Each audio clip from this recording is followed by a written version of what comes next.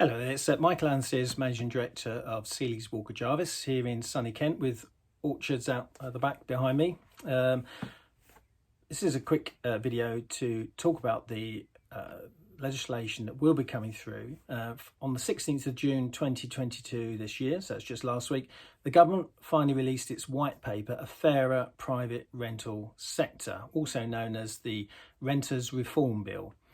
The press will always love negative reports. Negative is more emotive and gains more attention. So stories of landlords exiting the private rental sector in their droves, I've no doubt will start to appear in the press. Yes, there are some private rental landlords starting to sell their properties, but at the same time, there's also other landlords expanding their portfolios. So there's always a bit of toing and froing on that score.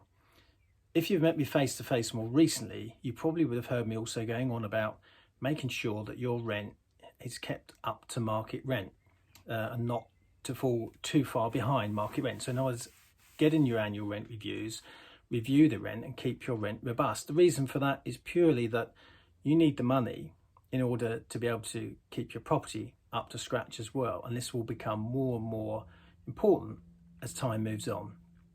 What we have to comply with as landlords, I'm a landlord myself, and also as agents in terms of our systems and procedures to try and deal with and cope with over 170 pieces of legislation that influence the private rental market. Bears no resemblance to the life we had perhaps 10 years ago, where life was a lot simpler.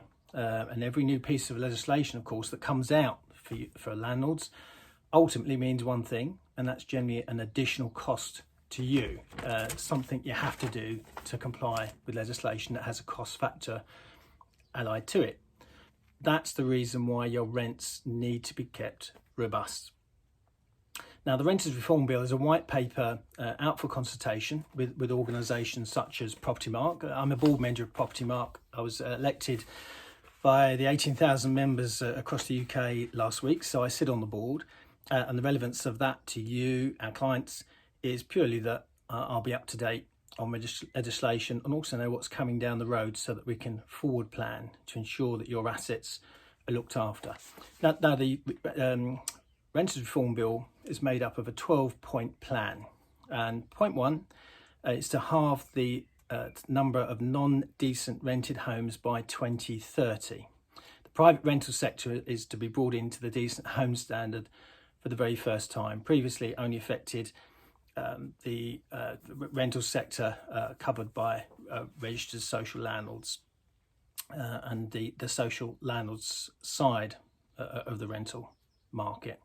Point two, there's pilot schemes to be run with selected local councils to basically explore different ways of enforcing the standards of decent homes. Point three, Section 21 is to be abolished. That's the headline that maybe you may have read about previously or heard about. And landlords need to gain valid possession through valid grounds. Point four, the grounds for possession are to be reformed, including possession needed for sale, persistent rent arrears, and antisocial behaviour. Section 8 will be the mechanism by which you do gain possession in the future, given that Section 21 will be abolished. There's going to be some detail, the devil will be in the detail in terms of how that will work. The Section 8 notice traditionally has been for rent arrears, and people needed to be in rent arrears at the time you served the notice and at the time you went to court for you then to have mandatory possession. So of course the details of the Section 8 notice will have to change in order for it to be enabled to gain possession on other grounds other than rent arrears as well. Point five, rent increases are to be limited to once per annum, with tenants able to challenge excessive rents. What form that will take at this moment in time, we don't know. Point six, there's going to be a new ombudsman for tenants to hold landlords to account. In reality, if you have a regulated agent such as Seeley's Walker Jarvis acting for you, we're governed by an ombudsman and also a fully regulated agent as well. So we act to ombudsman standards and we cover that aspect for you already as your managing agent. Point seven, there's to be an increase in alternative dispute resolution, and also to work with courts to reduce the time and the delays in getting to court. Now, I suspect that the first port of call in the future will be to have some form of dispute resolution and demonstrate that you've gone through that prior to ever going to court. But again, the devil will be in the detail. Point 8, there's going to be a new property portal to give landlords and tenants and councils information readily available out there in the market.